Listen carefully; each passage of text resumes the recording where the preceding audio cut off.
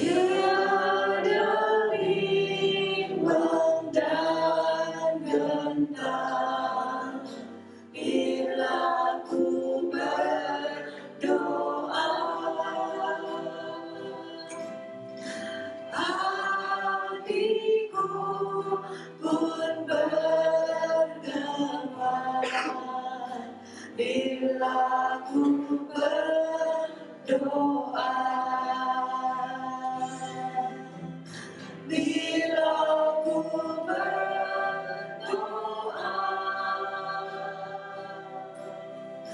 bila ku berdoa, Tuhan sambut jiwaku. Marilah kita bangkit berdiri. Bila ku berdoa. Kita diajar oleh Tuhan kita Yesus Kristus untuk berdoa.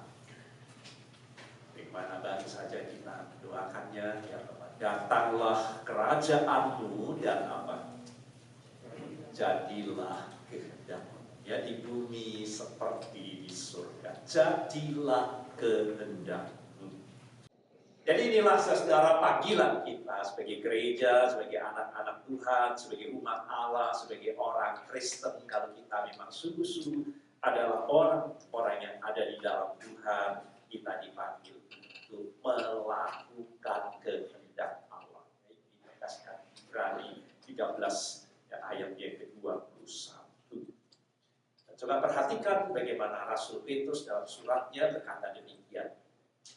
Supaya waktu yang sisa dalam kehidupan kita ini jangan kamu pergunakan menurut keinginan manusia, tetapi menurut kehendak Allah. Ya, 1 Petrus pasalnya yang 4 ayat yang kedua.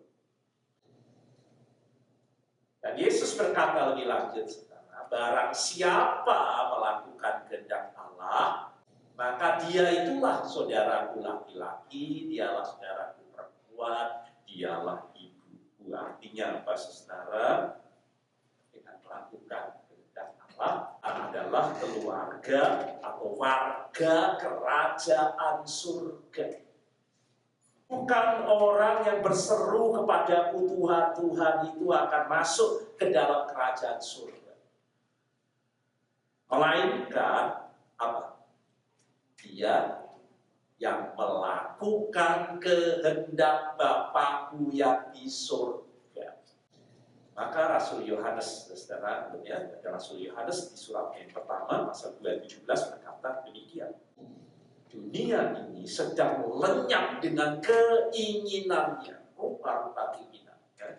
Itulah keinginan daging kita, itulah keinginan kita sebagai manusia, keinginan dunia ini. Dan Tuhan katakan itu akan lenyap, tetapi orang yang melakukan kehendak Allah itulah yang tetap hidup selama-lamanya. Orang yang tidak memahami kehendak Allah, sudah lihat di dalam Efesus pasal 5 ayat 17, itu dikatakan sebagai orang yang bodoh. Usahakanlah supaya kamu apa?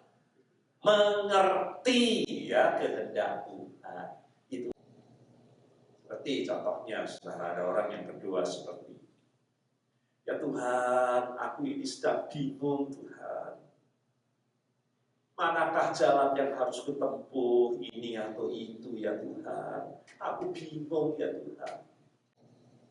Maka jika ini kehendak-Mu ya Tuhan, tolong beri kelancaran. Sebaliknya kalau ini bukan kehendak-Mu ya Tuhan, beri halangan dan rintangan. Jadi nanti kalau memang lancar, nah ini kehendak. Kalau nggak lancar, nah bukan kehendak Tuhan. Kehendak Tuhan dipahami dari kelancaran. Kalau banyak halangan, kalau banyak rintangan, berarti bukan kehendak Tuhan. Betul begitu Alkitab bilang? Sebaliknya bukan. Berapa banyak kita dapat melihat bahwa orang yang hidup dalam kehendak Tuhan itu sukar. Ketidaklancaran, masalah, tantangan, hambatan, bahkan penganiayaan, saudara. Kita dapat lihat bagaimana perjalanan Abraham, terhadap perjalanan dari Ishak, Yakub, Yusuf, Musa, Ayub, semuanya sudah dapat lihat para rasul, bahkan Tuhan Yesus sendiri. Apakah lancar?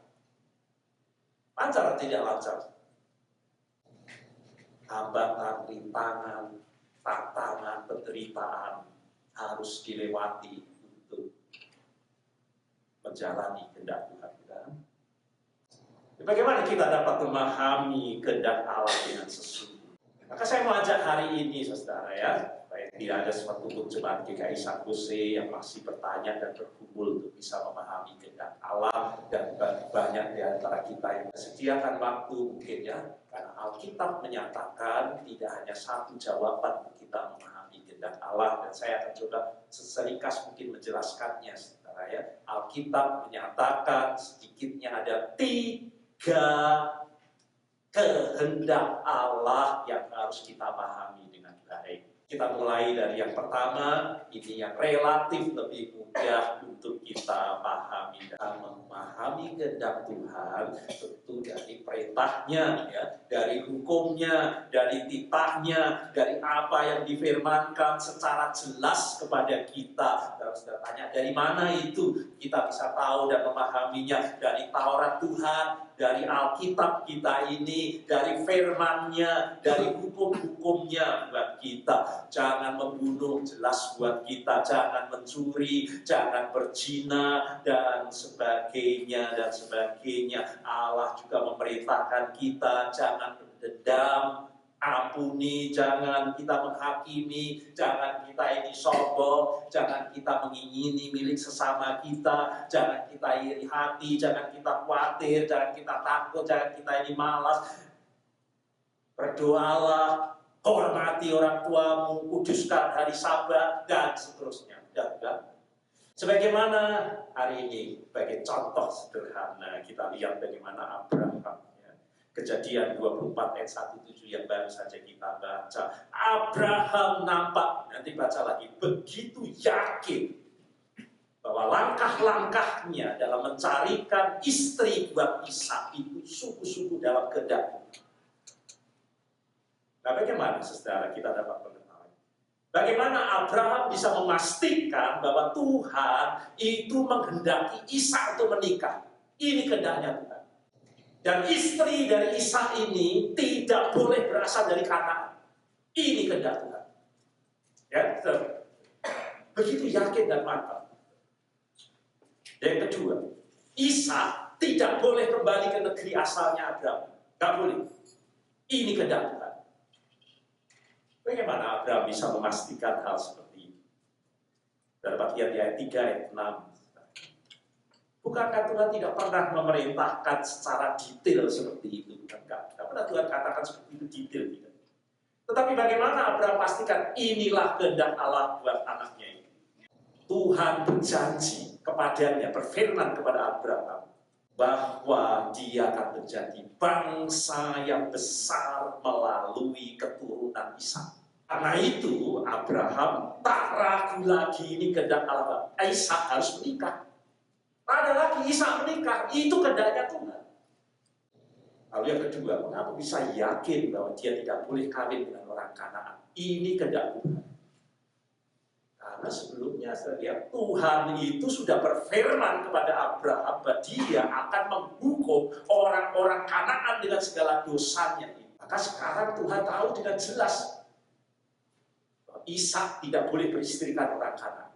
Karena sebelumnya Tuhan juga sudah berfirman kepada Abraham bahwa Abraham dipanggil untuk keluar dari negerinya untuk memiliki tanah Kanaan, untuk memiliki tanah Kanaan. Jadi bukan untuk kembali ke negerinya. Maka Abraham tahu ini kehendak Tuhan. Maka kepada anaknya dikatakan, kamu tidak boleh kembali.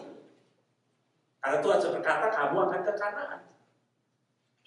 Seperti itulah kemantapan dari Abraham untuk mengetahui kehendak Allah. Dari mana? Dari sabda Tuhan, dari perintah Tuhan, dari ketetapan Tuhan, dari titah Tuhan yang sudah dinyatakan kepadanya. Jadi saudara, kehendak Tuhan ini dapat makin kita pahami, makin kita imani seiring dengan ketekunan kita memahami firman.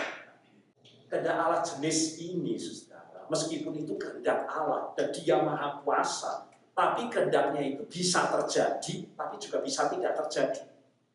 Meskipun itu kehendak Allah. Ini tergantung ketaatan kita. Kita bisa menolaknya, kita juga bisa mengabaikannya. Itu berarti meskipun ini kehendak Allah bisa gagal. Nah, guys, baik. Contoh cepat saja, saudara ya. 1 Tesalonika 4 ayat 3. Inilah kehendak Allah. Apa kehendak Allah? Pengkudus supaya kamu menjauhi percabulan. Kehendak Allah bagi kita jelas adalah kekudusan kita, pengkudusan, kesucian seksual dan sebagainya. Inilah kehendak yang diperintahkan Tuhan kepada kita. Tetapi kita tahu, betapa banyaknya meskipun orang Kristen pun yang tidak bisa dan tidak mau mentaati hal ini. Jadi kehendak Allah ini, saudara, bisa terjadi, tetapi juga bisa tidak terjadi dalam diri kita. Meskipun ini kehendak dari Allah yang Maha Kuasa, tergantung dari ketaatan kita. Jadi ada yang melakukan kehendak Allah, tapi juga ada yang tidak. Jadi dalam hal ini, saudara, garis bawahi, kehendak Allah itu tidak selalu terjadi. Meskipun itu Allah Maha Kuasa, tergantung dari kita mau melakukannya atau tidak. Kehendak Allah yang kedua ini, saudara, membutuhkan kesungguhan kita untuk memahaminya sekarang. Ya, karena inilah persoalan yang tidak mudah buat kita. Kehendak Allah itu adalah ketetapan dari Allah. Tidak peduli taat atau tidak, saudara. Tidak peduli saudara mempercayainya atau tidak, pasti terjadi. Demikianlah firman-Ku yang keluar dari mulut. Ia tidak akan kembali kepadaku dengan sia-sia. Tetapi ia akan melaksanakan apa yang Kukehendaki. Akan melaksanakan apa yang Kukehendaki. Dan akan berhasil dalam apa yang Kusuruhkan kepadanya. Pasti. Yakobus 4:15 menasihati kita. Sebenarnya kamu harus berkata. Karena ada kehendak Allah yang luar biasa seperti ini. Jika Tuhan menghendakinya, kami akan hidup berbuat ini dan itu. Jangan saudara pastikan bahwa, saya bilang bahwa saya akan punya cucu tahun depan, saya harus katakan kalau Tuhan maka saya tidak praktek. Bagaimana Rasul Paulus di Roma 1, aku berdoa semoga dengan kehendak Allah, ini kehendak Allah jenis kedua ini, akhirnya aku beroleh kesempatan untuk mengunjungi. Tidak bisa Rasul Paulus berkata, tahun depan aku pasti menghubungimu. Pasti kita menjadi Tuhan. Tapi Rasul Paulus bilang, kalau Tuhan menghendaki, tahun depan saya akan. Ini ada dalam kuasa Tuhan. Rencana Tuhan yang berdaulat, yang akan terjadi waktu yang akan datang. Dalam jam-jam atau hari yang akan datang, yang kita tidak tahu. Dan dikatakan dalam Kisah Para Rasul pasal 4:27, kita perhatikan ya, di sini sebagai contoh saja. Sebab sesungguhnya telah berkumpul di dalam kota ini Herodes dan Pontius Pilatus beserta bangsa-bangsa dan suku-suku bangsa Israel melawan Yesus. Untuk apa mereka semua? Herodes dengan segala kebengisannya. Untuk melaksanakan, guys baik, untuk melaksanakan kehendak Tuhan. Untuk melaksanakan segala sesuatu yang telah engkau tentukan, yang telah engkau tetapkan dari semula oleh kuasa dan kehendak-Mu. Jadi pameran dosa di kayu salib, kebengisan, kekejaman, ketidakadilan, itu tidak dikehendaki Tuhan. Tapi itulah yang dipamerkan. Tapi di sini Tuhan katakan, dalam semua hal yang tidak baik seperti itu, ini sudah ketetapan dan rancangan Tuhan. Tidak bisa yang mengubah. Dan Dan Yesus harus tunduk kepada semuanya. Menjalani ketidakadilan, menjalani kesengsaraan, menjalani hal yang tidak mudah untuk dipahami mengapa seperti ini. Dan berapa banyak ada saatnya saudara akan tertunduk dan berkata, kenapa Tuhan nasibku seperti ini? Jadi contoh yang tadi sudah lihat, berkuasanya dosa-dosa manusia. Itu pameran dosa yang luar biasa. Herodes, Pilatus, para serdadu, para pemimpin Yahudi, mereka semua itu sedang memamerkan dosa, saudara. Perbuatan-perbuatan yang dibenci oleh Tuhan sendiri, tetapi dibiarkan terjadi dalam diri Tuhan Yesus. Bahwa Allah menghendaki, atau mungkin lebih tepat, membiarkan terjadinya beberapa hal yang dia benci sesungguhnya, yang dia tidak kehendaki. Apa? Ya ketidakadilan, ya kekejaman seperti itu. Ada banyak alasan-alasan yang belum bisa kita pahami. Kita belum bisa pahami sepenuhnya. Dan Tuhan tidak menghentikan hal-hal seperti ini. Kenapa tidak dihentikan oleh Tuhan? Kenapa saya menjalani hal berat seperti ini? Coba kalau sudah jadi Yusuf, apa yang sudah akan alami? Mungkin marah dengan Tuhan, kenapa saya seperti ini? Benci saudara, dijual dari budak, masukkan penjara, jebloskan. Jadi kita tidak mengerti mengapa ya Tuhan, mengapa hidupku seperti ini. Tapi ada rencana Tuhan terhadap Yusuf, ya. Suatu ketetapan yang sudah Allah tetapkan untuk Yusuf. Dengan menjalani hal-hal terluka-luka seperti ini, tetapi membawanya sampai ke Mesir dalam rancangan Tuhan untuk menyelamatkan Israel. Jadi saudara tidak mudah untuk memahami kehendak Allah. Baru kalau sudah berakhir, saudara baru tahu bahwa segala sesuatu itu mengerjakan kebaikan buat kita. Tapi buat kita orang-orang beriman saat kita menjalani kehendak Allah yang kontradiktif seperti itu dan tidak mudah, saudara, inilah yang diajarkan kepada kita. Kita percaya kepada Tuhan. Ya, berserah kepada Tuhan, kita beriman kepada Allah yang berdaulat mengubah segala sesuatu. Sesungguhnya Allah bekerja untuk mendatangkan kebaikan. Meskipun saya belum tahu apa baiknya Yusuf diperlakukan seperti itu. Tidak ada. Tapi kalau sudah berakhir, saudara akan baru tahu. Baik, saudara. Terakhir dengan cepat ya, saudara ya. Ini yang dikehendaki sudah berserah, beriman, dan yang ketiga ya, saya akan sampaikan dengan cepat karena ini yang juga tidak mudah buat kita, saudara ya, yaitu kehendak Allah yang harus kita dapati dalam hidup kita ini dengan kita sungguh-sungguh memakai akal budi kita. Dan akal budi yang kita pakai itu akal budi kita sebagai manusia yang baru, saudara. Itu berarti ada situasi-situasi yang tidak diperintahkan begitu jelas di dalam Alkitab. Kalau saudara ketemu dengan ini dan jatuh cinta, dengan ini jatuh cinta, lalu sudah ketemu ada tiga, wah saya bingung yang mana ini istri saya. Dan sudah tanya Tuhan mana yang harus saya nikahi, ini atau itu. Kalau sudah pergi lihat advertensi, sudah itu mobil, wah ini mobil ini mana ya Tuhan, ada Tuhan mobil saya beli maka Tesla atau Honda atau Toyota. Sudah tanya mana Tuhan kehendakmu untuk ini. Kita sedang cari rumah, ya, itu nanti pada bulan orang cari rumah. Kalau saudara, yang mana kehendakmu ya Tuhan? Apakah di Harvard, apakah di San Jose, apakah di dan seterusnya? Sekarang keluar ponsel baru, iPhone berapa? Saya nggak begitu berarti. Nggak mau beli ponsel apa itu? Samsung, apa? Mana kehendakmu ya Tuhan yang saya harus beli?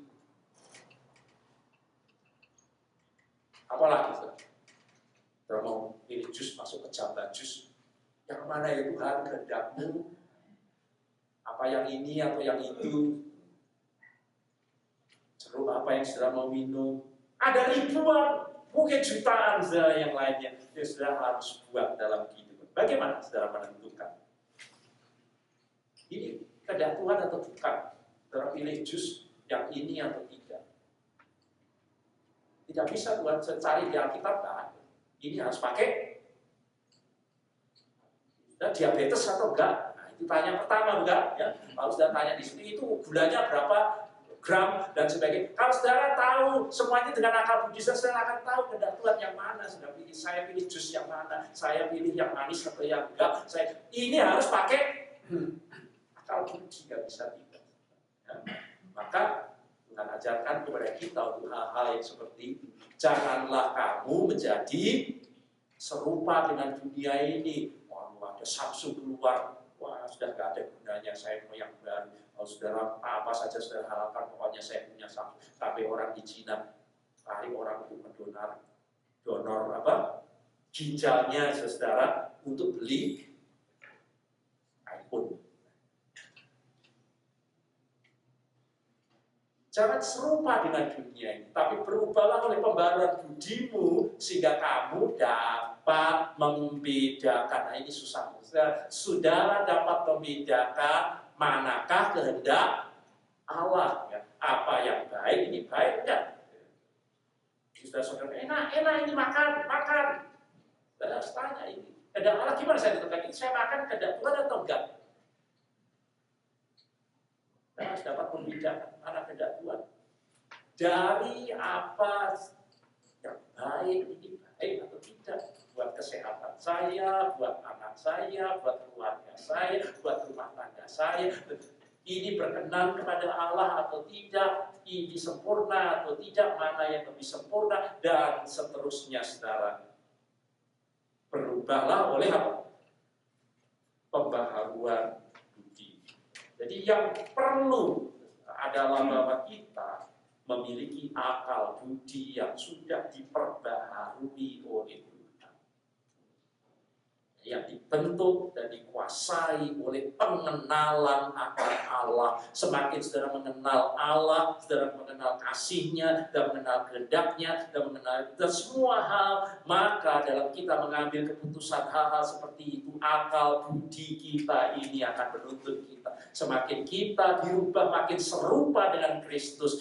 Kita memiliki hati seperti Kristus, dan tentu ini ditolong atau tidak, ini diberi, saya beri berapa, kehendak Tuhan ini 1.000 atau 10.000, dan semuanya hal-hal yang seperti itu kita akan dibimbing dan dipimpin oleh Tuhan pada saat kita memiliki akal budi dan hati yang sudah diperbaharui. Makin kita serupa dengan Kristus, makin cepat kita akan mudah untuk mengambil keputusan-keputusan dari kehidupan.